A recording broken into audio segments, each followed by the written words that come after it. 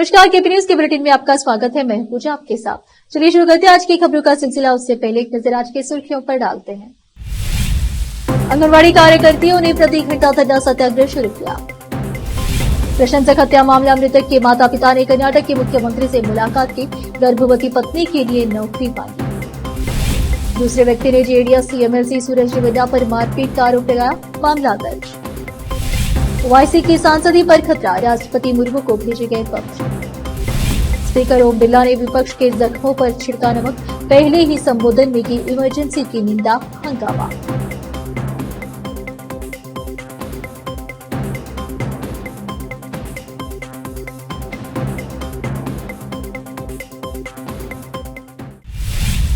समाचारों का सिलसिला शुरू करते हुए देखते हैं समाचार विस्तार से। आंगनबाड़ी कार्यकर्ताओं और सहायिकाओं का एक स्वतंत्र संगठन द्वारा धरना सत्याग्रह जिला प्रभारी मंत्री ईश्वर खंडरे के कार्यालय के सम्मुख बैठे हैं। उन्होंने अपनी मांगे पूरी होने तक धरना न छोड़ने की बात कही। राज्य सरकार सरकारी स्कूलों में केजी कक्षा शुरू करने जा रही है, ऐसे में उन्हें कार्य पर रखने की मांग को लेकर धरना किया जा रहा है।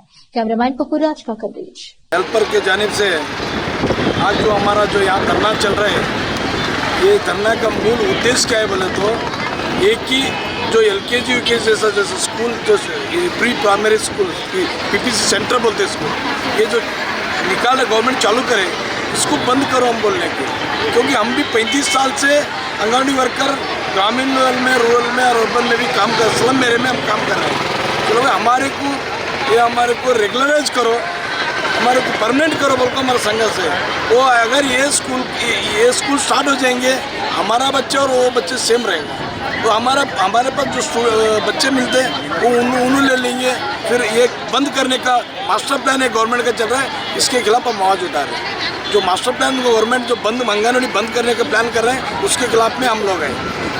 इमीडिएट वो वापस लेना, और हम 5-20 दिन तक ये जो रूल करे वो वापस नहीं लेते हैं, वहाँ तक हमारा संघर्ष रहेंगे। आने वाले दिन में हम इंडेफिनिट स्ट्राइक भी हम यहाँ पर करने को तैयार है बोलने के बाद आपका माध्यम के जाने से। आज के दिन हम बीदर डिस्ट्रिक्ट में सभी आंगनबाड़ी कार्यकर्ता महिलाओं हम के ये स्ट्राइक बना रहा है। ये हमारे आंगनबाड़ी केंद्र छोड़ के कांग्रेस सरकार ने एलकेजी यूकेजी गवर्नमेंट स्कूलों में खोल रहा है, वो आदेश दिया है, वो गलत हो सकते हैं। हम 49 ईयर से ये हमारा माता श्री इंदिरा गांधी उन्होंने ये स्कीम लाया सा है। हम गरीब लोग को, हमारे बच्चों को स्कूल को भेजने नहीं होते, सभी खेड़े गाँव में हम ऐसा खुला जगह में बैठ के हम आंगनबाड़ी काम कर लेते, ऐसा है।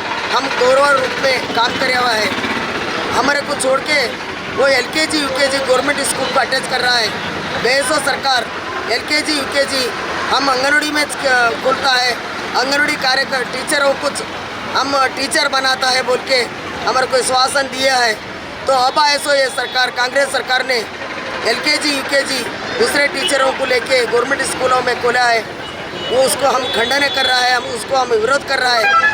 अभी कौन सा जिले में, 7 जिले में कर्नाटक जिले में क्या आदेश दिया है, वो इमीडिएटली उन्होंने रद्द वापस लेना और हमारा आंगनबाड़ी केंद्र कुछ अटैच करना, नहीं तो हमारे आंगनबाड़ी टीचरों कुछ एलकेजी यूकेजी में टीचर हेल्परों को उधर लेना, नहीं तो वो एलकेजी यूकेजी हमारा आंगनबाड़ी में देना बोल के हमारा डिमांड रखा है।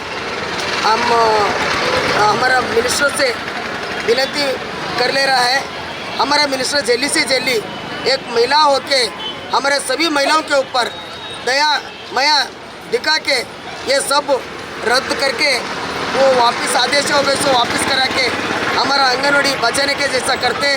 अभी एलकेजी यूकेजी में सभी लोग उधर गए तो एडमिशन हो गए तो हमारा आंगनबाड़ी में बच्चे नहीं रहते, बहुत प्रॉब्लम होते। कन्नड़ सुपरस्टार दर्शन के प्रशंसक रेणुका स्वामी के माता पिता, जिन्हें अभिनेता और उनके सहयोगियों द्वारा कथित रूप से प्रताड़ित किया गया और मार दिया गया, उन्होंने मंगलवार को कर्नाटक के मुख्यमंत्री सिद्धरामैया से मुलाकात की और राज्य पुलिस द्वारा मामले की जांच की जा रही है।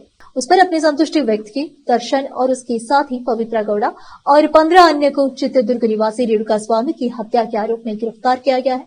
मुख्यमंत्री कार्यालय द्वारा जारी बयान में कहा गया है कि रेणुका स्वामी के पिता काशीपति शिवन गौडर और मां रत्न प्रभा ने मुख्यमंत्री सिद्धरामैया से बेंगलुरु में उनके आधिकारिक आवास कावेरी में मुलाकात की और मृतक की गर्भवती पत्नी के लिए सरकारी नौकरी का अनुरोध किया। सूत्रों ने बताया कि मुख्यमंत्री सिद्धरामैया ने उन्हें उनकी बहू के लिए सरकारी नौकरी दिलाने का आश्वासन दिया। एक दूसरे व्यक्ति 30 वर्षीय जीडीएस पार्टी कार्यकर्ता ने एमएलसी सूरज त्रिवेदा पर यौन उत्पीड़न का आरोप लगाया है। मंगलवार 26 जून को होली नरसीपुरा ग्रामीण पुलिस स्टेशन में भारतीय दंड संहिता की धारा 377 अप्राकृतिक यौन संबंध, 342 गलत तरीके से बंधक बनाना, 506 आपराधिक धमकी और 34 साझा इरादे के तहत शिकायत दर्ज की गई है। एफआईआर में 2 अन्य लोगों का भी नाम है। एफआईआर के अनुसार सूरज ने पहले कोविड-19 लॉकडाउन के दौरान होली नरसीपुरा के गन्नीकाड़ा फार्म हाउस में पीड़ित संजय बदला हुआ नाम का कथित तौर पर यौन उत्पीड़न किया था। सूरज के खिलाफ पहली शिकायत 22 जून को जीडीएस पार्टी के कार्यकर्ता अनिल बदला हुआ नाम ने दर्ज कराई थी। 16 जून को कथित हमले के बाद अनिल मदद के लिए संजय के पास पहुंचा। वह परेशान था और उसने कहा कि वह सूरज के खिलाफ शिकायत दर्ज करना चाहता है। जब सूरज को इस बात का पता चला तो उसने कथित तौर पर संजय को अनिल को रोकने का निर्देश दिया और संजय से कहा कि वह उसे 2 करोड़ रुपए का ऑफर दे।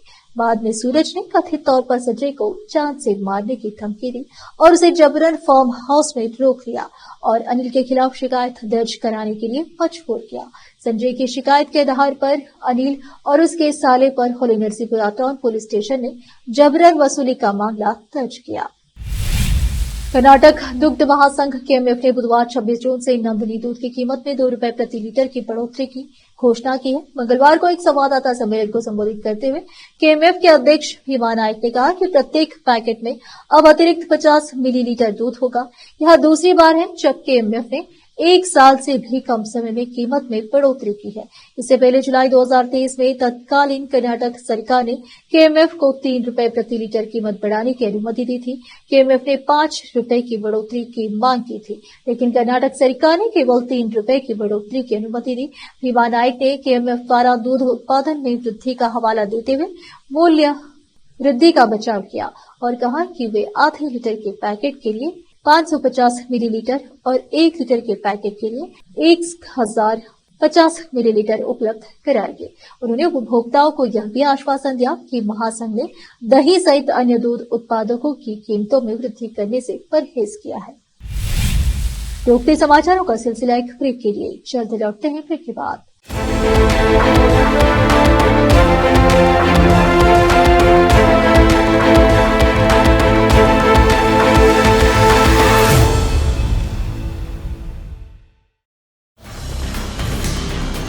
हिंदुस्तान के हर कोने में हम हैं मौजूद। 24 घंटे हालात पर गहरी नजर, खबरों से जुड़े चुपते सवालात और आपको दिखाता है धार्मिक, सामाजिक, राजनीतिक, लोकल और इंटरनेशनल न्यूज की सबसे बेहतर कवरेज जो आपको रखती है हर पल बाखबर। देश और दुनिया भर की खबर के लिए देखते रहें KP news 24/7। Noor education trust Bidar की ओर से चलाए जाने वाला Noor MEd and BEd college Bidar, recognized by NCTE Delhi and affiliated to Bidar University, Bidar. Admission are open for the academic year 2023-24. विशेषज्ञ और सक्षम शिक्षकों द्वारा शिक्षा प्राप्त करने के लिए नूर एमएड एंड बीएड कॉलेज में दाखिला लें और शांत वातावरण में शिक्षा प्राप्त करें। बीदर शहर में बेहतर शिक्षा का एकमात्र केंद्र Noor MEd and BEd college, Shahpur gate, Bidar. Phone numbers 9945283920, 8482221297। Hindustan के हर कोने में हम हैं मौजूद। 24 घंटे हालात पर गहरी नजर, खबरों से जुड़े चुपते सवालात और आपको दिखाता है धार्मिक, सामाजिक, राजनीतिक, लोकल और इंटरनेशनल न्यूज की सबसे बेहतर कवरेज, जो आपको रखती है हर पल बाखबर। देश और दुनिया भर की खबर के लिए देखते रहें केपी न्यूज 24/7।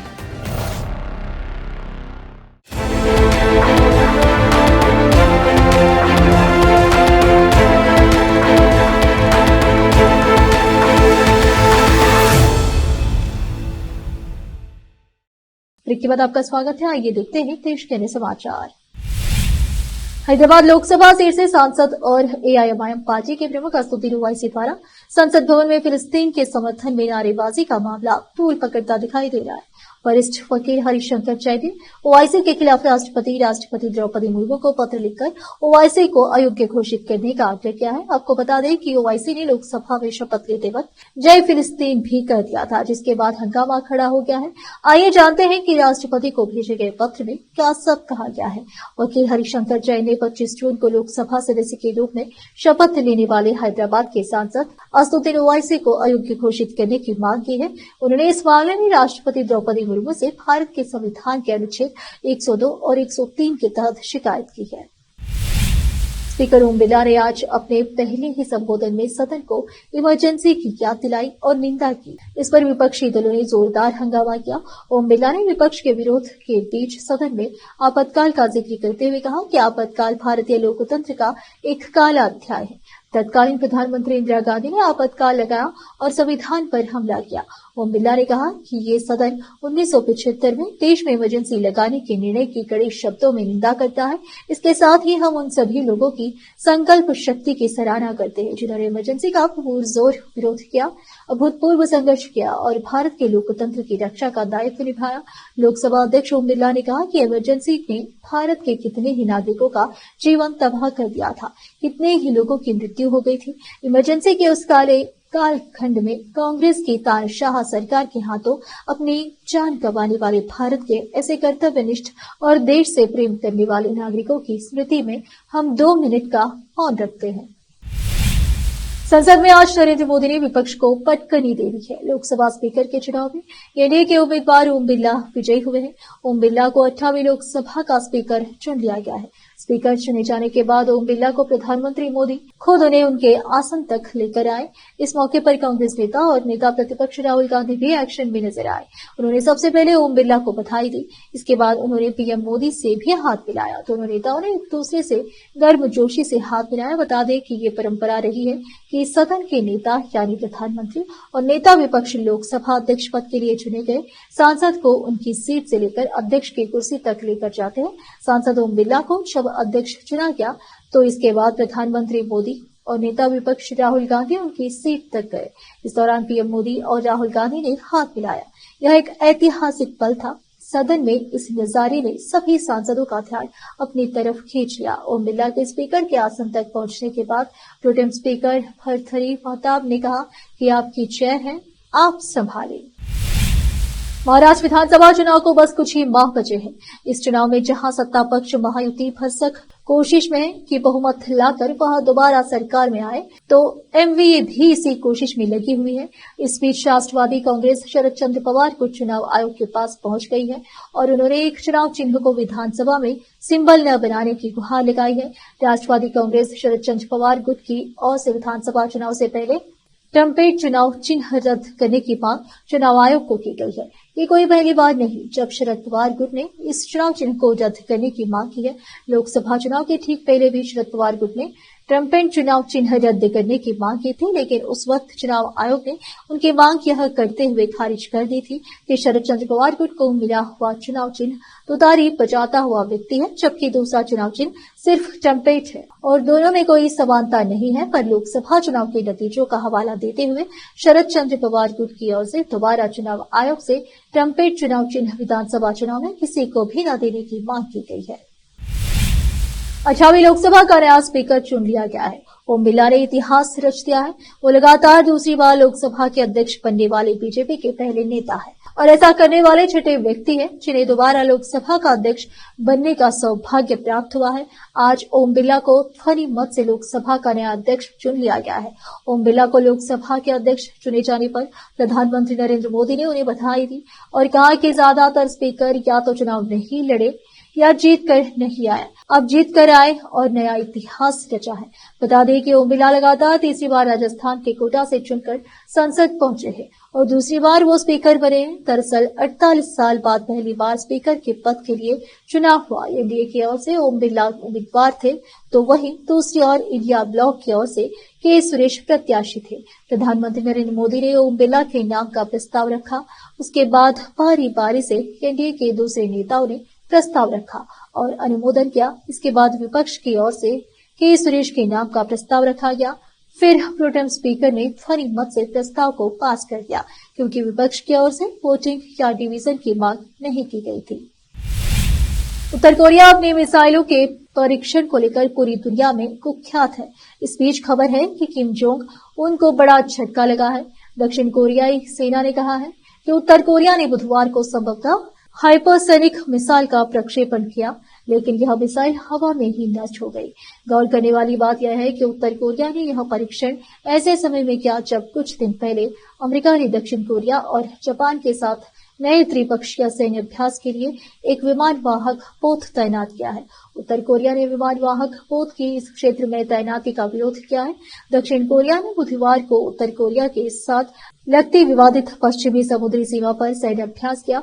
उत्तर कोरिया के साथ अग्रिम मोर्चे पर सैन्य तनाव कम करने के उद्देश्य से 2018 में हुए समझौते को जून की शुरुआत में निलंबित करने के बाद किया गया। पहला सैन्य अभ्यास था। दक्षिण कोरिया के ज्वाइंट चीफ्स ऑफ स्टाफ ने एक बयान में कहा कि उत्तर कोरिया ने बुधवार सुबह करीब 5:30 बजे एक मिसाइल प्रक्षेपित की। मिसाइल उत्तर कोरिया के पूर्वी जल क्षेत्र की ओर प्रक्षेपित की गई थी, लेकिन यह प्रक्षेपण सफल नहीं रहा। बयान में कहा गया कि मिसाइल के टुकड़े उत्तर कोरिया की राजधानी के पास प्रक्षेपण स्थल से 250 किलोमीटर दूर तक पानी में बिखरे हुए थे। तत्काल किसी नुकसान की खबर नहीं है। फिर से एक नजर सुर्खियों पर। आंगनबाड़ी कार्यकर्तियों ने प्रति घंटा धरना सत्याग्रह शुरू किया। प्रशंसक हत्या मामला, मृतक के माता पिता ने कर्नाटक के मुख्यमंत्री से मुलाकात की, गर्भवती पत्नी के लिए नौकरी मांगी। दूसरे व्यक्ति ने जेडीएस एमएलसी सूरज रेवन्ना पर मारपीट का आरोप लगाया, मामला दर्ज। ओवैसी की सांसदी पर खतरा, राष्ट्रपति मुर्मू को भेजे गए पत्र। स्पीकर ओम बिरला ने विपक्ष के जख्मों पर छिड़का नमक, पहले ही संबोधन में की इमरजेंसी की निंदा, हंगामा।